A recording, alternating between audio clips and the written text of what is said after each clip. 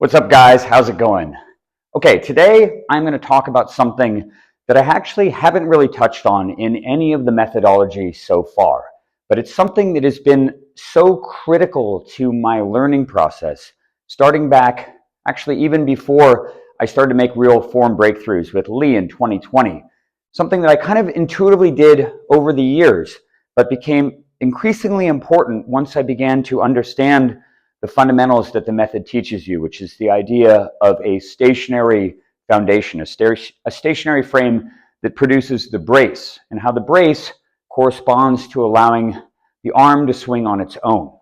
The term, mysterious when it was first said to me by Lee Wentz, of course, the sort of Yoda in the story, is arm leverage. What does arm leverage mean? I've talked about how your arm forms a three-part biomechanical lever because of its proportions. You have a beefy upper arm, a lighter forearm, and a much lighter hand, and how these three things work together for perfect biomechanical action. A three-part lever that you can intuitively feel to generate energy out at the end of the lever. Your arm is designed most likely for overhand throwing, to throw projectiles, stones, and spears and stuff when we were cavemen, hundreds of thousands of years ago, when our skeleton was evolving and we got really, really good at throwing overhand shit.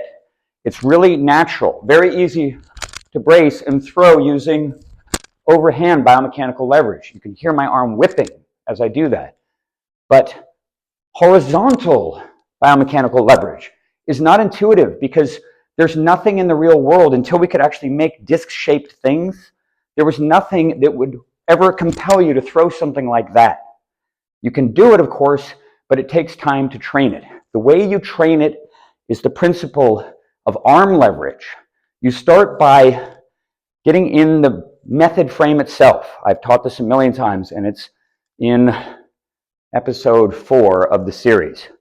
And depending on how your own biomechanics are, your own balance positions, how flexible you are in the hip adductors, etc., it looks roughly like this.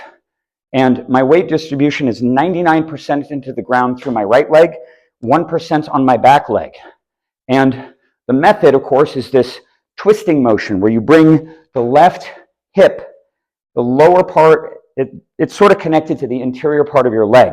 You twist it under your right leg.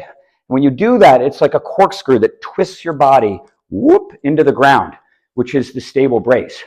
Once you begin to feel that, and it resists all of your efforts to twist into your right leg, you can begin to link the arm up to that mechanism.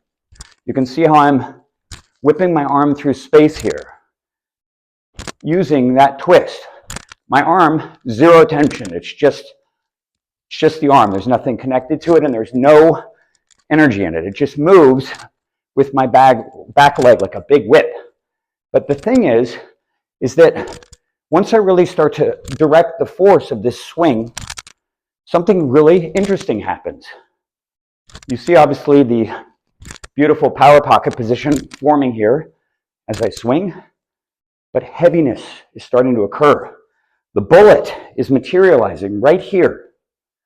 This point of peak leverage, as my arm accelerates, begins to appear, and I can cue in on that, and I can swing and direct more energy straight into it using arm leverage. When you are able to swing your arm using biomechanics of the body and the sequence, you can make it heavy. And the heaviness is key to everything. That'll be a subject of another video, very likely coming up soon. I'm a bit out of breath from the swings. Whew, I'm gonna catch my breath. And I guess I'll do it right now, actually. I think I've got enough energy to do it. I'm gonna show you how once you begin to understand how you can leverage your arm, you can start replicating the form of other players, and not just good players. You can replicate the form of pros, because the better you understand where that leverage point is with your arm, you can cue into that. Your whole entire frame and sense of balance will cue into that point, wherever the bullet is. So for example, if I want to throw let's say Paul Macbeth. Macbeth drives forward, and he swings roughly like that. Drew is like a slightly more elevated version of it. it looks like that. I can't swing too hard or I'll literally hurt my arm. Let's see, who else have we got here? I tried to do Garrett. Total disaster. His arm is so bizarre. I could not get this to like feel anything like it generated leverage or sideways energy, so I just gave up. I'll try to do Eagle. You've all seen Eagles form a million times, right? How he's like crab. Well, I'm not going to swing hard. I'll break my arm. Let me go a little farther back. Eagle is like all bent over, crabby and throwing. You have to be careful. I kind of almost jammed my hip trying to move like Eagle. Do not recommend. Eagle is a unique body for sure. And finally, we have Simon Lizotte. Can I impersonate the way that Simon moves? Honestly, I'm not going to even try because Simon is totally unique in the sport, in my opinion. The way that he has mastery of the inertial mass of the disc and where the bullet forms, it's to the point where I have a nickname for him now, and I'm calling him the Bullet Farmer, which is kind of like a throwback. If you've seen Fury Road, they talk about the Bullet Farmer. I think he might be the fat guy in the car. I haven't gone and confirmed that. But either way, the Bullet Farmer in Fury Road, like what the hell does a Bullet Farmer do in a post-apocalyptic world where like water and gas are super scarce? So he probably goes and he like digs up corpses and he plucks the bullets out of the body. So he's the Bullet Farmer. Simon's not that kind of Bullet Farmer. He is the good kind, the disc golf kind. And Simon is a master of the bullet. He knows with each disc, like he'll pick up a putter like this one, and you watch him walk up, and he'll take this little step, and his arm will not do this. He doesn't even turn his shoulders at all. He knows all he has to do is move this far, and then shift and throw, and that will produce exactly enough kinetic energy to make that specific disc go 180 feet, floating 5 feet from left to right or something. He is the Bullet Farmer. He's the master of all of the leverage points. He knows where they all are. And it's one of the reasons why Simon, I think, is able to do what he does. He's just, wow, is he an amazing player. Anyway, the whole purpose of this video, again, was to discuss the importance of the leverage of the arm. What does that mean? How to feel it.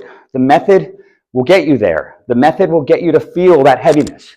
At that point, once you've really mastered arm leverage, adding a fourth lever, essentially, although it's actually connected to your wrist when it's rigid, so it just extends the third lever, adding a slightly different leverage point that's just a little bit in front of your hand. It just moves the bullet like 6 to 8 inches in front of where you've trained. And once you understand where that's appearing, your brain can link into it and anticipate it. You can just push the bullet out a little farther, and you can bash the same as you would with no disc with a disc. You can crush it, and you can keep adding energy because the harder you go like this, the heavier this whole inertial mass becomes. The disc and your arm all blended together into a big, giant, meaty sledgehammer. And you push all of your weight and all your energy from like sideways X step into it. But the weather's getting better in Seattle. It's raining today again, and I'm going on vacation. But next week, my plan is to go to Kayak Point, to the driving range, and just unload. I'm going to see what I can actually do. Look forward to that. Thanks so much for watching. Man, the method 2.0 in particular is so sweet. See you later. But the weather's getting better in Seattle. It's raining today again, and I'm going on vacation. But next week, my plan is to go to Kayak Point, to the driving range, and just unload. I'm going to see what I can actually do. Look forward to that. Thanks so much for watching. Man, the method 2.0 in particular is so sweet. See you later.